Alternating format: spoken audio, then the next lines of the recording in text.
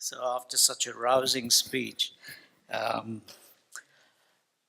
it's a hard act to follow. I've been on a flight all night, so I might seem a bit sluggish. So my apologies. All right. So what I'm going to do is show you some pictures uh, uh, and basically talk about what I've done. I've been a humanitarian worker for about 2 decades. Um, and humanitarian work and peace work don't always go together.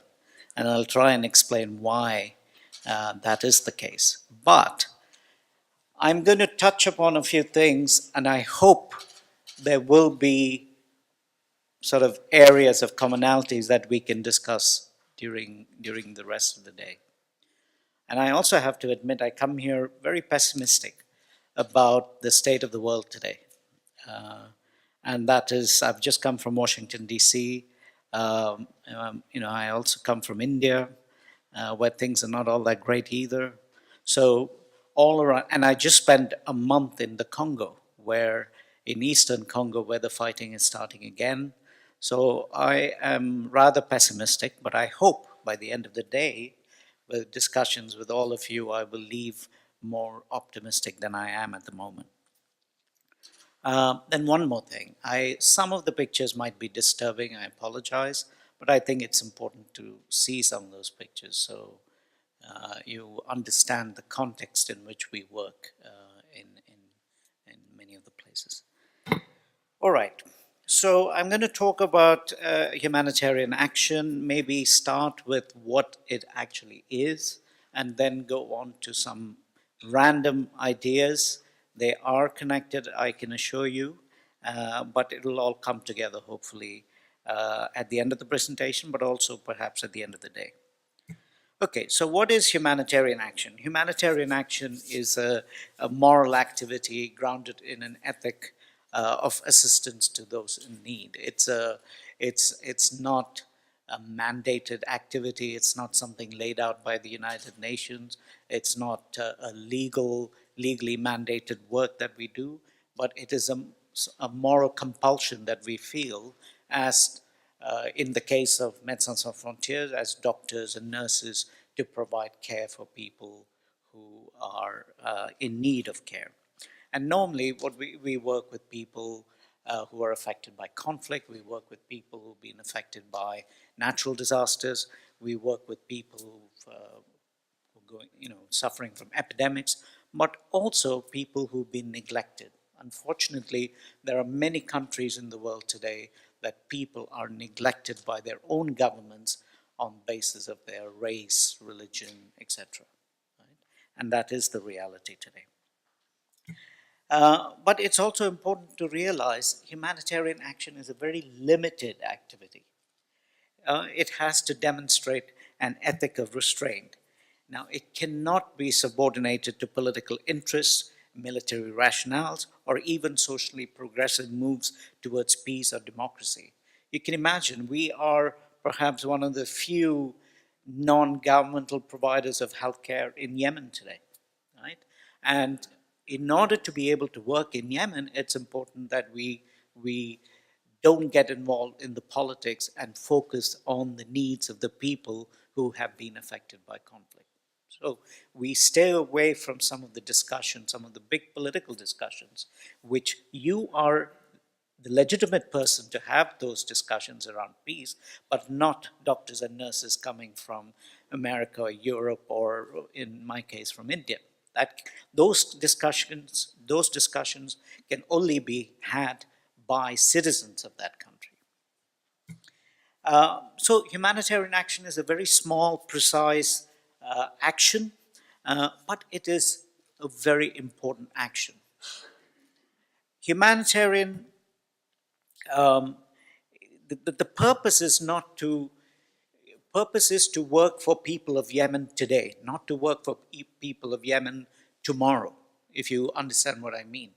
We are focused on immediate needs of life-saving needs of people, but not getting involved in discussions around, for example, rights of women in Afghanistan. While it is a very important discussion to be had, very often getting involved in those discussions will perhaps stop us or prevent us from addressing life-saving assistance at the moment. Now, this can be challenged. There are two different schools of humanitarian action. One is the Dunantist approach. I hope you know who Henri Dunant is. He was the founder of ICRC. And then, of course, the Wilsonian approach, which is a human rights-based approach. They're both very important, but in countries where there's open conflict going on, very often it's very difficult to work towards peace and democracy and provide life-saving humanitarian assistance at the same time. Now, this is also an important point to keep in mind, that very often humanitarian action happens in places where there is a clash of isms.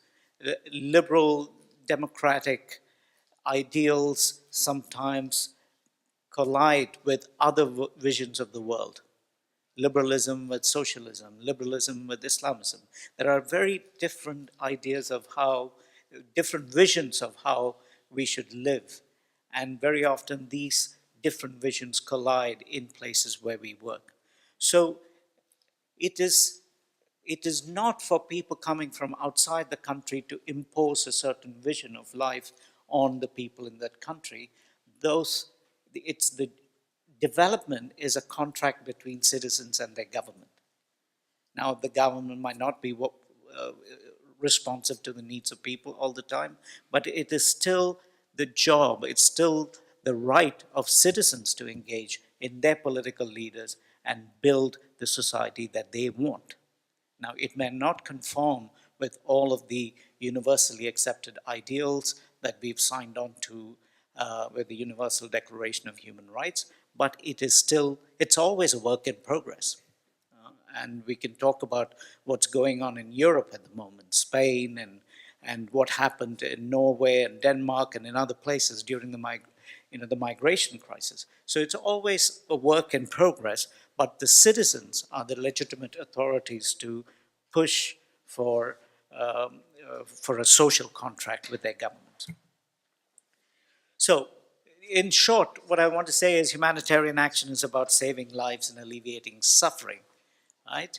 It is not about alleviating poverty, which is the work that development workers usually do. They try and address root causes to problems. So, very important to understand what we are dealing with is almost always a result of immoral choices that have been made by leaders around the world, right? We work in places where communities are not able to live in peace. We work in places where governments are not responsive to the needs of people. And we work in situations where the United Nations has failed to broker peace. We are talking about political failures at multiple levels. And Sadako Ogata, who was a United Nations High Commissioner, said very famously, there are no humanitarian solutions to humanitarian problems. It's when everything fails, that is when humanitarian action happens. So to look to humanitarian workers for solutions is perhaps the wrong thing to do. Because it's in the absence of solution, it's the very absence of solution that necessitates humanitarian actors. So humanitarian action is emblematic of failure. It occurs when the political has failed. But still, again, to reiterate, it's a necessary and essential civil society response to political failure. In Yemen and in Syria and in Myanmar today, it is important for people to know that there are other civil society, other citizens, other humans that stand in solidarity with them when they're going through a difficult time. They might not necessarily be able to bring solutions to problems, but the very fact that they stand in solidarity is a very important moral statement, but also a moral thing to do. Now, I'll just go over some of the principles of humanitarian action. And I think it is very important, especially when you do peace work. I know, Emmy, you're off to Darfur, and some of these principles might be interesting to consider. So, the three very important principles of humanitarian action, one is impartiality. The principle that states that the only consideration for receiving assistance is need. And for a medical organization, that'll be medical need.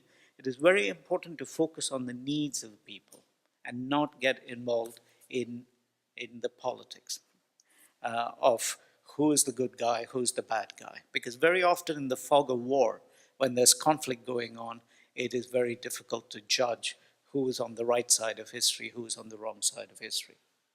Right? Also, as doctors, you're not judges. You're not there to sit in judgment. You're there to meet health needs of people. So impartiality is a very, very important principle. The second, of course, is neutrality, and it follows the first principle of impartiality that I talked about. Very often, our ability to work in Afghanistan or our ability to work in Syria or in Yemen today depends on our neutrality. Only when warring parties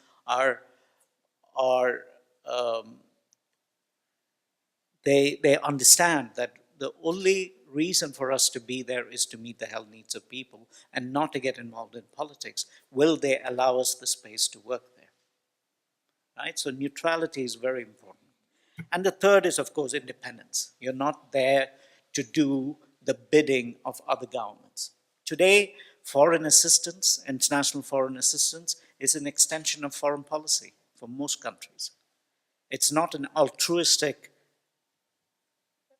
sort of assistance. It is the extension of foreign policy objectives. But the most important principle that we very rarely talk about is that of humanity.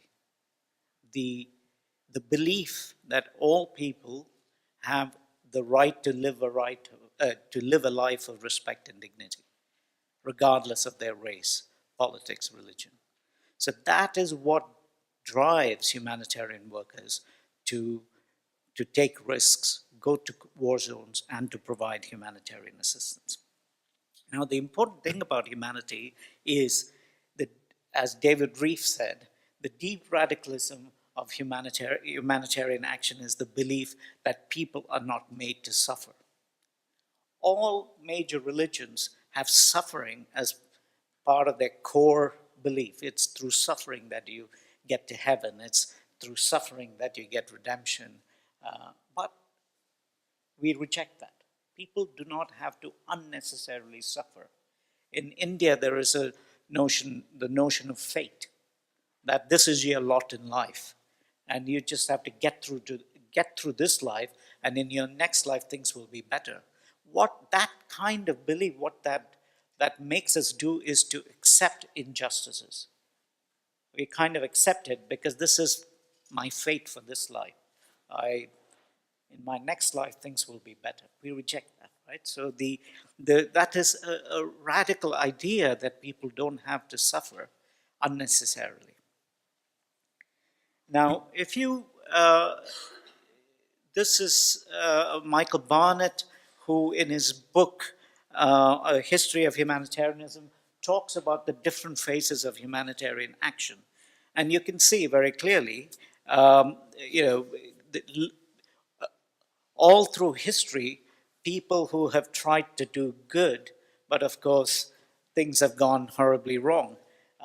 During the colonial era, it was the three C's, Christianity, civilization, and commerce. We know how all of that ended.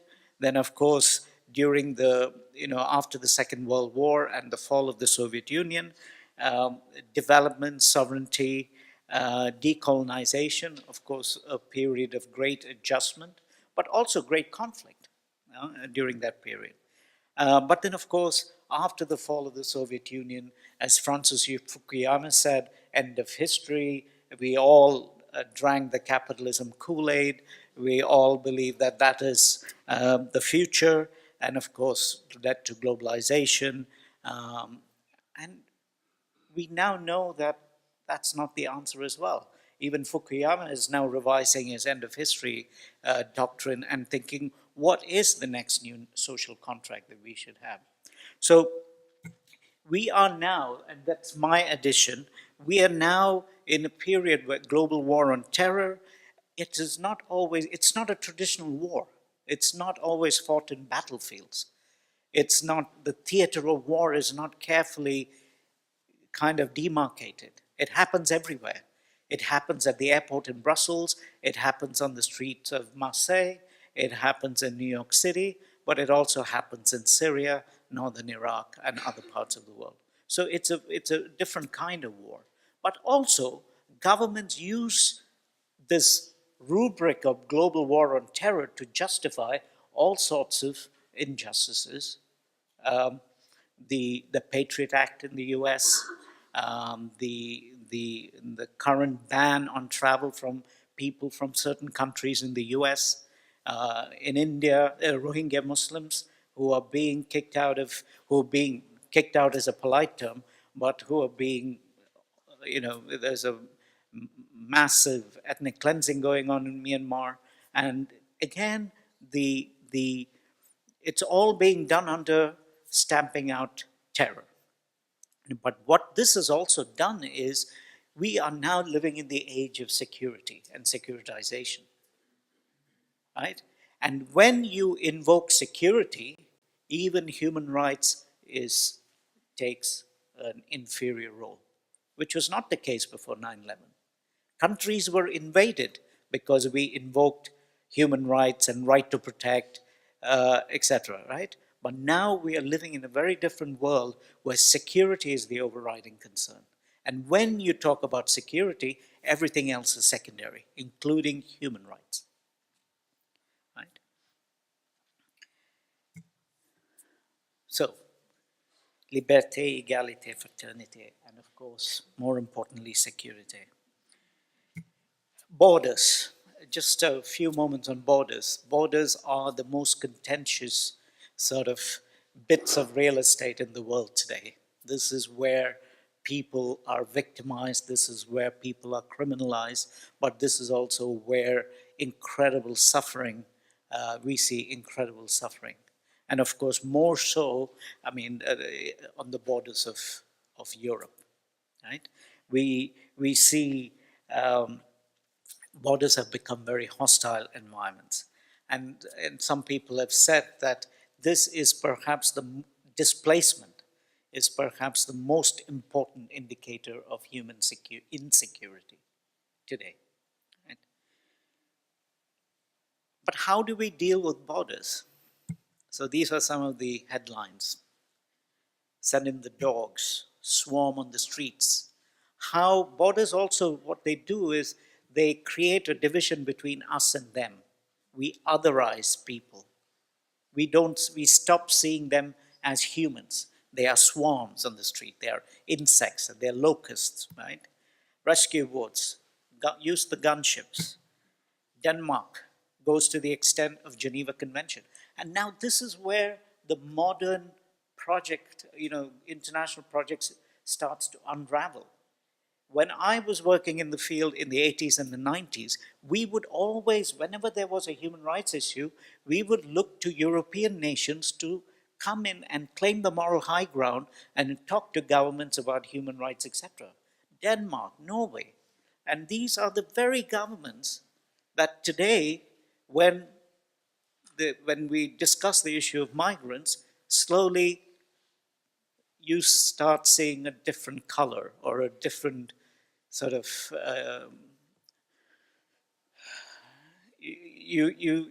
the whole veneer, I think, starts falling apart a little bit. So the commitment to human rights is being tested here severely, right?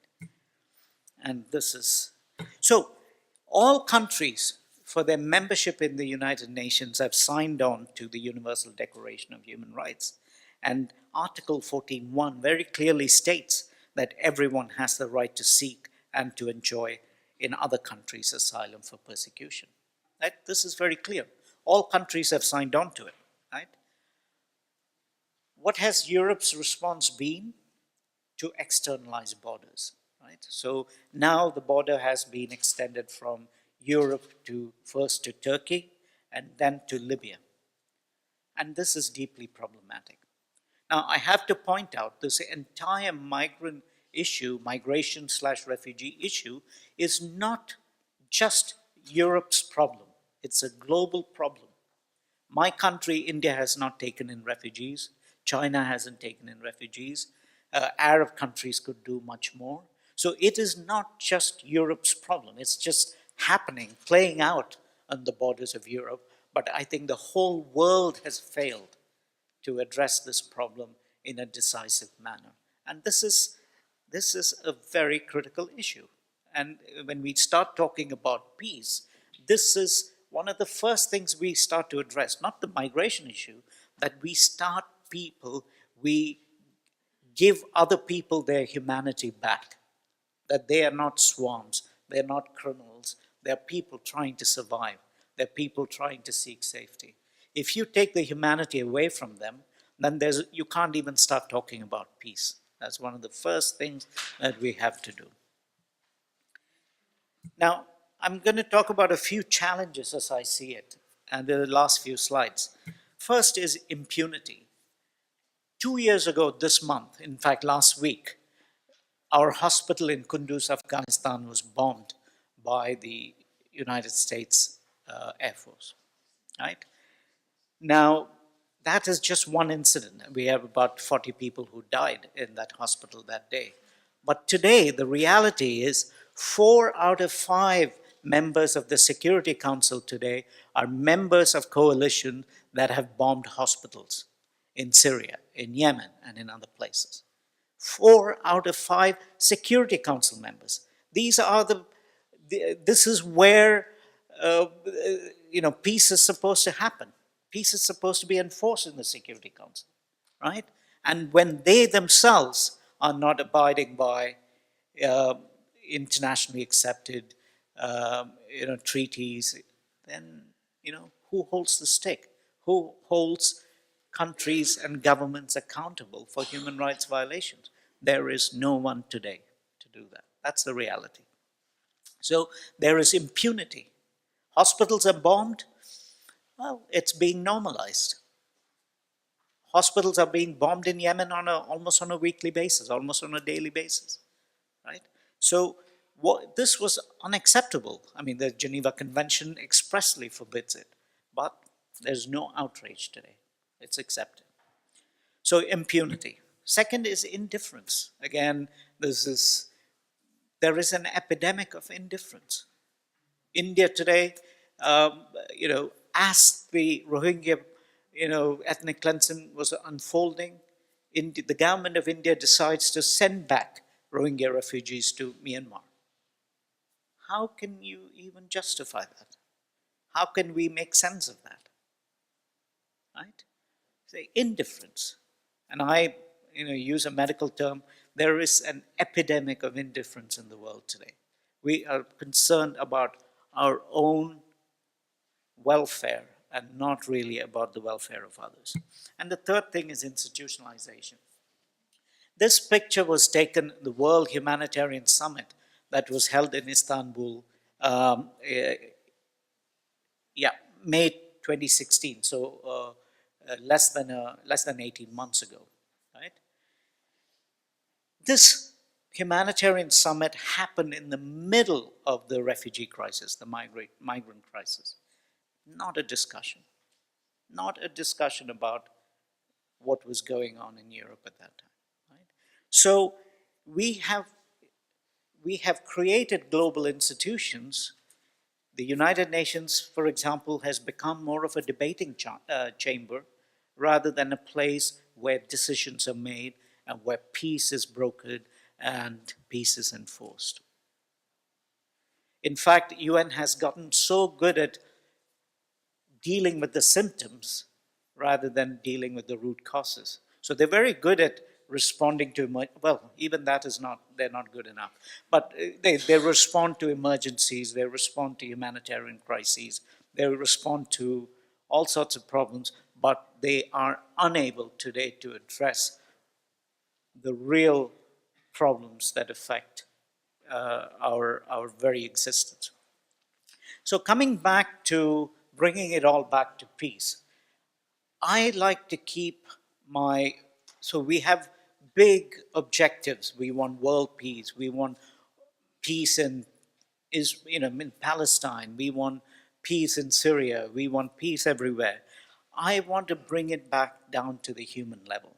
One of the first things that happened when ethnic cleansing happened is dehumanization. This is a poster from the Nazi propaganda times where the Jews were depicted as rodents to be killed.